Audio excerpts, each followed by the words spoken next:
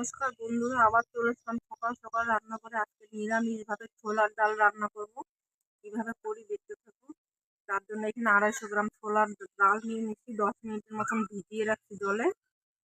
আর 2টা বড় সাইজের আলু টুকরো করে নিয়েছি, আলুটাও দিব। আর কয়েকটা কাঁচা লঙ্কা দিব।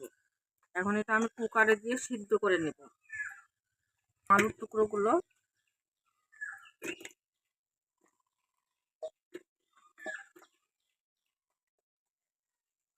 তারপরে দিয়ে দিলাম কাঁচা লঙ্কা। এখন ডালটা দিয়ে দিব। ডালটা কিন্তু আমি আগেই ধুয়ে নিচ্ছি, দিয়ে দিলাম।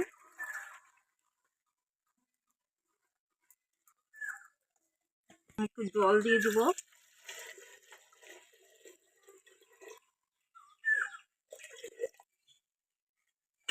একটু লবণ দিয়ে দিলাম। ঢাকনাটা লাগিয়ে নিলাম।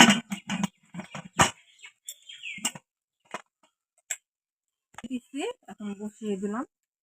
এখন 5টা সিটি মেরে নেব।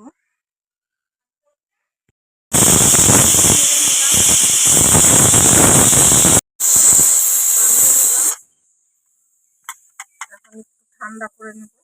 বের করে নিয়েছি, এখন খুলে নিলাম। কি সুন্দরভাবে সেদ্ধ হয়ে গেছে একদম।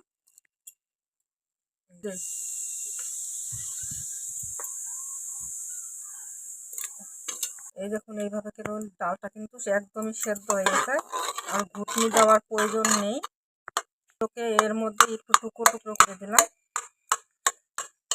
তার জন্য এখানে কিন্তু একটু গরম জল বসিয়ে দিচ্ছি। ঠান্ডা জল দেওয়া যাবে না। দিয়ে দিলাম হলুদের গুঁড়ো পরিমাণ মতো।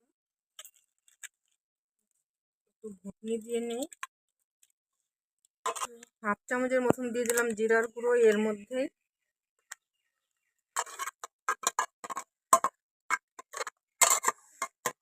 নামিয়ে নিই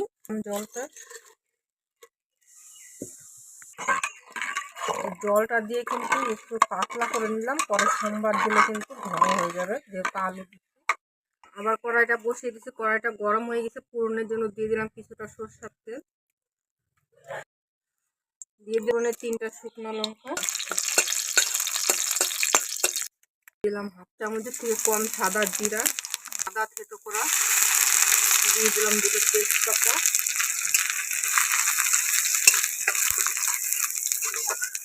একটা টমেটো কুচি।